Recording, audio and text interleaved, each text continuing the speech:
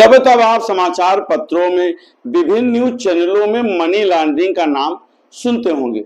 आखिर money laundering है क्या, कैसे की जाती है? मनी लॉन्ड्रिंग शब्द की उत्पत्ति संयुक्त राज्य अमेरिका में माफिया समूह से उत्पन्न हुई थी।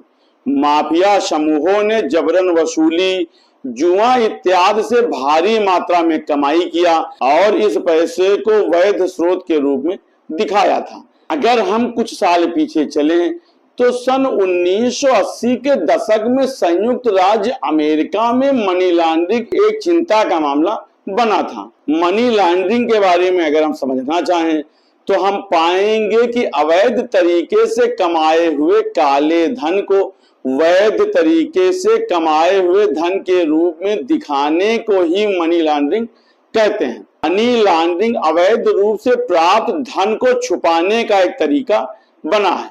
मनी लॉन्ड्रिंग के माध्यम से धन ऐसे कामों और निवेश में लगाया जाता है कि जांच करने वाली एजेंसियां भी धन के मुख्य स्रोत का पता नहीं कर पाती। मनी लॉन्ड्रिंग में जो व्यक्ति धन की हेराफेरी करता है उसे लाउंडरर कहा जाता है।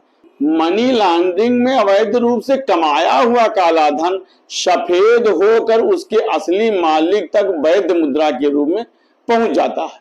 अगर मनी लॉन्ड्रिंग को हम समझें तो मनी लॉन्ड्रिंग पैसे की प्रक्रिया में 3 चरण होते हैं: प्लेसमेंट, लेयरिंग और एकीकरण। प्लेसमेंट पहला चरण होता है जिसके अंतर्गत नकदी बाजार में आती है। इसमें लाउंडरर अवैध तरीके से कमाए हुए धन को वित्तीय संस्थानों जैसे कि बैंक और अन्य प्रकार की औपचारिक और अनौपचारिक वित्तीय संस्थानों में नकद जमा करता है। इसका जो दूसरा चरण लेयरिंग होता है वो धन छुपाने से संबंधित होता है। इसमें लाउंडरर लेखा परीक्षा या बुक ऑफ अकाउंटिंग में गड़बड़ी करके और अन्य संदिग्ध लेन देन करके अपनी असली आय को छुपा लेता है। और लाउंडरर धनराशि को निवेश के साधनों जैसे बॉन्ड, स्टॉक, ट्रेवलर्स चेक और विदेशों में अपने बैंक खातों में जमा करा देता है।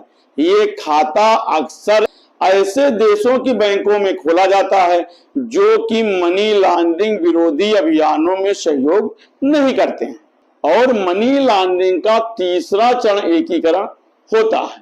इस चरण के माध्यम से बाहर भेजा गया पैसा या बाहर देश में खपाया हुआ पैसा वापस लाउंडरर के पास वैध धन के रूप में आता है। ऐसा धन अक्सर किसी कंपनी में निवेश, अचल संपत्ति खरीदने में अथवा लग्जरी सामान खरीदने आदि के माध्यम से वापस आ जाता है। मनी लॉन्ड्रिंग को कई विधियों से संचालित किया जाता है। इसमें जो सबसे अहम होता है फर्जी कंपनी बनाना, जिन्हें की शैल कंपनियां भी कहते हैं। शैल कंपनियां एक वास्तविक कंपनी की तरह की कंपनी होती है, लेकिन वास्तव में इसमें कोई संपत्ति नहीं लगी होती है और ना ही कागजों पर इसका कोई अस्तित्व होता है। लाउंडरर इस कंपनियों की बैलेंस शीट में बड़े लेन देन को दिखाता है, कंपनी के नाम पर लोन लेता है, सरकार से टैक्स में भारी छूट लेता है, आयकर रिटर्न नहीं भरता है और इन सब फर्जी कामों के माध्यम से वह बहुत सा काला धन जमा कर लेता है। यदि कोई थर्ड पार्टी वित्तीय अभिलेखों की जांच करना चाहती है तो तीसरे पक्ष को धन के स्रोत, स्थान आदि को भ्रमित करने के लिए झूठे दस्तावेज दिखाए जाते हैं। इसी प्रकार से मनी लॉन्ड्रिंग अन्य तरीकों से भी किया जाता है। किसी बड़े मकान, दुकान या माल को खरीदना केवल कागजों पर उसकी कीमत कम दिखाना, जबकि उस खरीदी गई संपत्ति की वास्तविक बाजार कीमत कहीं ज्यादा होती है। ऐसा इसलिए किया जाता है ताकि कम कर देना पड़े।